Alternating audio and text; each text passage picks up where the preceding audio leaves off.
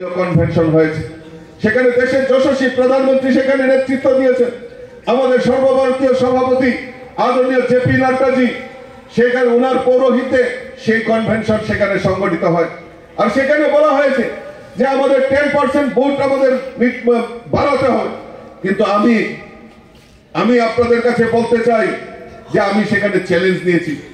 আমি বলেছি 10% 20% সেটা বুঝি না। আমি চাই এই ত্রিপুরা রাজ্যে 3349টি বুথ রয়েছে।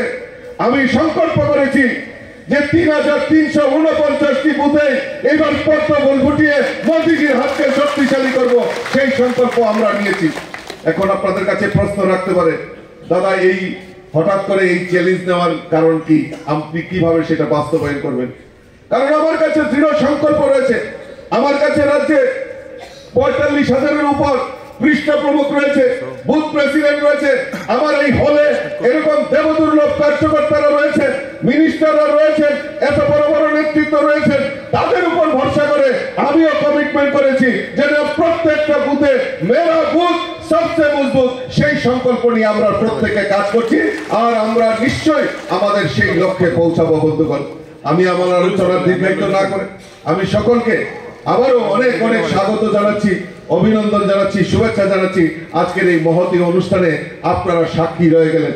আর বিশেষ করে আজকে আমাদের কাছে গর্বের বিষয়, আনন্দের বিষয়, আমাদের এই মন্ত্রিসভার 1 বছর পূর্তি হচ্ছে।